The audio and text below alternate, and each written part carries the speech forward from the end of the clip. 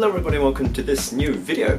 Today's topic is bokeh. All of you should probably know what bokeh is, or at least if you're a photographer or filmmaker, you definitely know what bokeh is because that's what we are all completely in love with.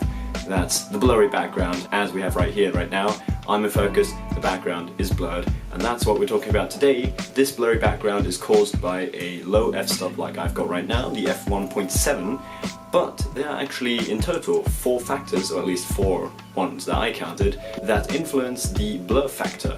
And that's what we're talking about today because I want to give you a few tips how you can get the most bokeh possible because, yeah, we're all bokeh fans and we want the most possible. So without further ado, let's get right to it. So tip number 1, as I said, is the f-stop of your lens. Your lens can probably go down to a minimum f-stop, which is usually different depending on the lens. Usually zoom lenses often have either 2.8 if it's a good zoom lens. If it's a mediocre zoom lens like the one I have back there, not right now, it goes down to 3.5. But usually if you have a prime lens, it can go down quite a bit further. Like this one right here goes down to f1.7, or you can even buy crazy stuff like f1.2 or even f0.9 I've heard about.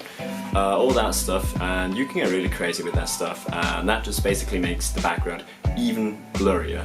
And that would be the very first thing that you can always be thinking about when you want a blurry background, or if you're a big fan of it, get a lens with a low f-stop.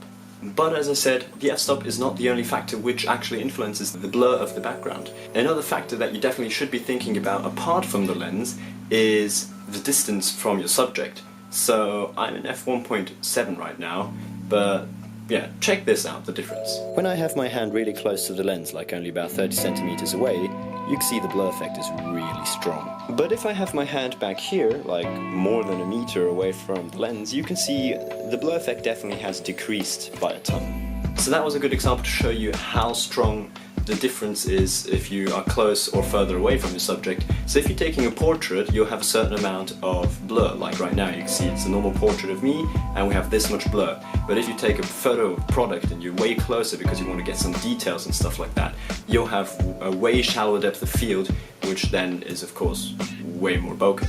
Oh, and for anybody who didn't understand what shallow depth of field is, the depth of field is just the distance in which the subject is in focus. So at the moment it's around from here to my back hand here, because if I come to the front you can see I'm not in focus.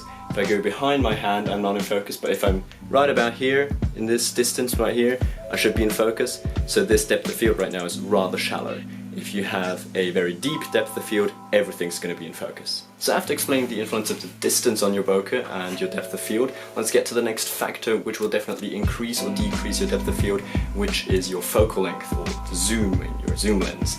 Because as an example, let's say you're shooting a portrait with a 50mm lens at f1.8 and then you shoot the same portrait with the same f-stop f1.8 but with a longer lens like an 85mm, you're going to get way more bokeh in the 85mm version because a longer lens equals more bokeh. And the same actually counts for zoom lenses, even though zoom lenses don't have the exact same effect, because a lot of zoom lenses, like kit lenses which you might have when you bought your first camera, you can try this out at home. If you just zoom in, you'll see that the f-stop actually goes up with the zoom, because at least mine does that. For example, it's a 3.5 to 5.6 lens, meaning that if you zoom in, you'll start at 3.5 and end at 5.6. But even though the f-stop increases, your depth of field will still get shallower. You can try it out yourself.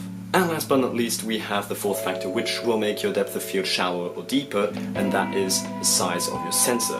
We have a lot of different sensor sizes right now in the market. For example, my camera right here is a micro four thirds camera, meaning it has a 2x crop compared to a normal full frame camera, which means a 20mm lens like this one right here is equivalent to 40mm. We also have APS-C sensors. For example, the Sony A6000 I think is an APS-C sensor, and a lot of other Sony cameras have APS-C sensors. Fujifilm has APS-C sensors. Those have a 1.6x crop. And then we have the normal full-frame cameras like a normal Canon DSLR, the big ones, and the Sony full-frame cameras like the Sony a7 III. They all have way bigger sensors than, let's say, my camera for example, and that influences the bokeh as well. Basically, the easy way to say it is the bigger the sensor, the more bokeh you'll get. The reason for that is because of the crop factor. With my camera I need to be further away from my subject than with a full-frame camera because I have the crop. So if I'm shooting with a 20mm lens on a full-frame camera, let's say, I'll be maybe, just as an example, let's say 20 centimeters away from a certain subject. If I shoot the same with my Lumix camera, I've got a 20mm lens on, but it's equivalent to 40mm, so I have to back off, which then refers back to the other factor which we talked about, which is the distance. I'm further away from the subject, which means I have a deeper depth of field, therefore less bokeh. So those would be the 4 factors which influence your depth of field.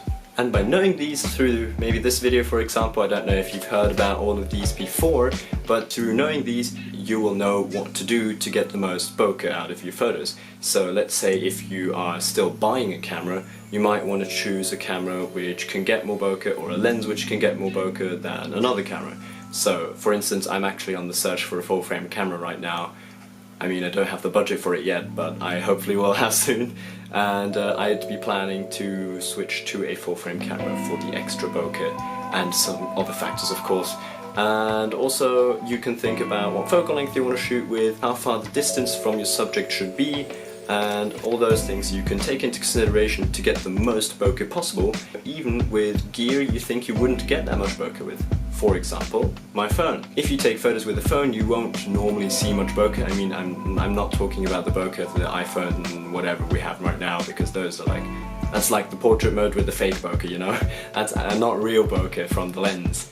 But with a phone like this one, which doesn't have such a thing like a portrait mode, you can still get bokeh when shooting in different situations. So for example, you can use the distance to your advantage and shoot real nice close-up shots with the phone if you for some reason have to shoot with a phone, or if you only have a phone and you don't have a camera yet but you want to get some nice bokeh shots.